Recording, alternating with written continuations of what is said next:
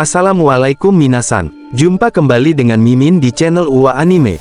Seperti biasa sebelum lanjut ke cerita selanjutnya, jangan lupa like, subscribe dan aktifkan notifikasinya agar Mimin tambah semangat membuat video yang berkualitas di setiap harinya. Kalau begitu, let's go! Ketika kau berhasil menemukan Uchiha Sasuke, pastinya kau bisa kembali ke sini ke tempat berasalmu. Semoga misimu berhasil. Kami menantimu, ucap Kashin Koji. Eida pun hanya bisa memasang wajah sedih serta Eida berkata, Boruto, kau harus kembali, apapun itu. Kau harus tetap kembali ke sini, ucap Eida. Boruto berkata, aku akan kembali, dengan membawa Paman Sasuke, serta para Jubi. Itulah janji seorang shinobi, dan tidak akan pernah berubah, ucap Boruto. Boruto pun dengan cepatnya terhisap masuk ke lubang dimensi paralel waktu. Petir serta angin pun berhenti.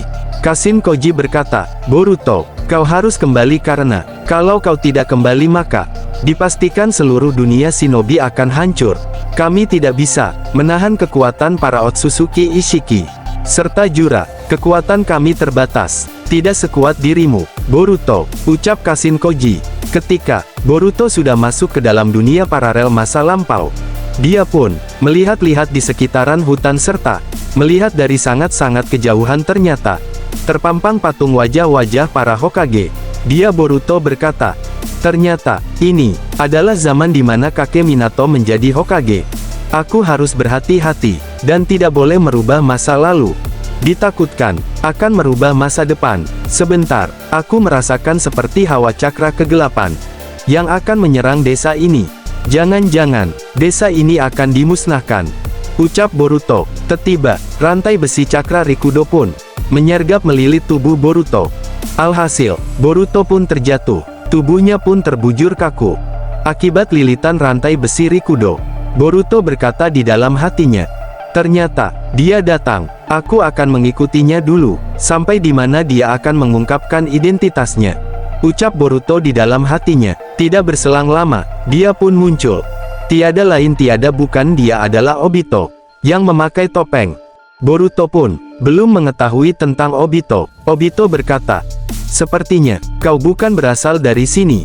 Kau sangat berbeda, dan aku belum pernah melihatmu, ucap Obito. Boruto berkata, jadi kau rupanya yang telah melilitku dengan rantai cakra ini. Sepertinya kaulah dalang yang akan menghancurkan desa ini. Sepertinya wajahmu itu sangat menyedihkan, ucap Boruto. Obito berkata, ternyata kau sangat tahu banyak tentang desa dan diriku. Sepertinya kau harus mati orang asing, ucap Obito. Boruto berkata, aku tidak tahu dirimu tapi aku hanya merasakan cakramu saja. Kau bukan orang baik, dan jika kau akan membunuhku, bunuhlah. Aku ingin tahu seberapa kuat kau ini, ucap Boruto. Tiba-tiba saja, rantai cakra yang melilit Boruto itu pun bergerak, dan akan meremukkan tubuh Boruto.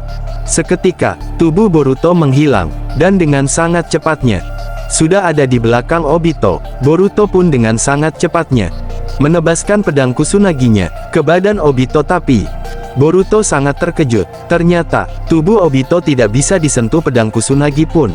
Hanya lewat saja dan menembus tubuh Obito.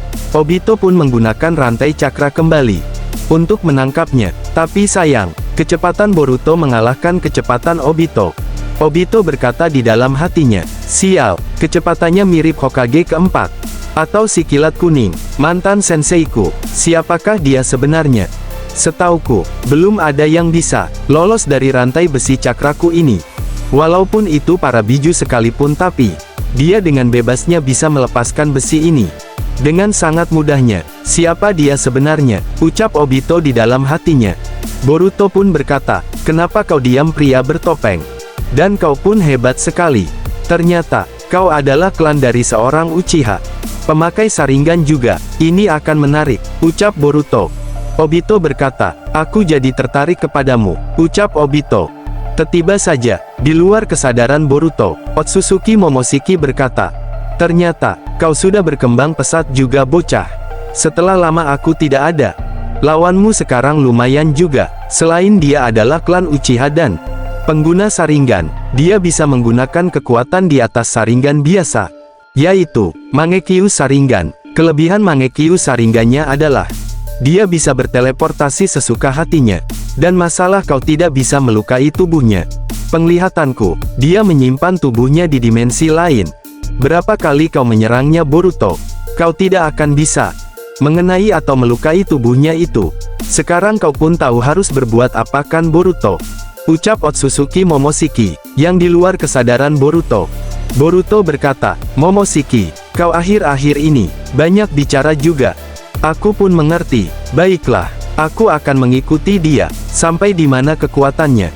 Ucap Boruto. Obito pun dengan cepatnya mengeluarkan besi cakra hitam ke arah Boruto. Dengan sigapnya, pedang Kusunagi pun berhasil menangkis besi-besi hitam tersebut. Tapi, setelah Boruto berhasil menangkis besi-besi hitam tersebut, dengan cepat mendekati Boruto serta menggunakan mata kamuinya yaitu Obito ingin mengirim Boruto ke dunia hampa, agar Boruto tidak bisa mengganggu rencananya. Tapi, Obito tidak tahu tentang Boruto. Boruto pun mematahkan kekuatan kamui milik Obito dengan mudah. Karena, mata Jogan Boruto aktif dengan cepat. Tak disangka, Boruto sudah berada di dalam dimensi tempat tubuh Obito disimpan. Efek kekuatan Jogan miliknya, akhirnya, Boruto bisa masuk ke pikirannya Obito. Boruto berkata, jadi di dimensi ini, dia menyimpan tubuhnya. Baiklah, akan kugunakan Rasengan Uzuhiko.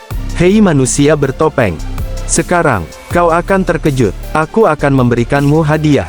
Ucap Boruto, dengan kekuatan kecepatan Hiraishinya.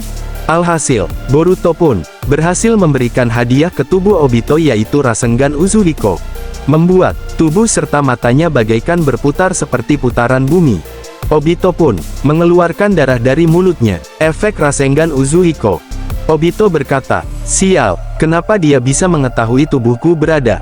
Dan tubuhku ini terasa sangat berputar-putar. Siapa sebenarnya dia? Aku harus cepat-cepat keluar dari sini.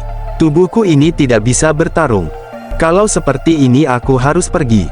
Ucap Obito. Obito pun dengan kekuatan Mangekyo Sharingan kamuinya, dengan cepat meninggalkan Boruto. Boruto berkata, jangan harap kau bisa keluar dari Jutsu Rasengan Uzuhiko-ku.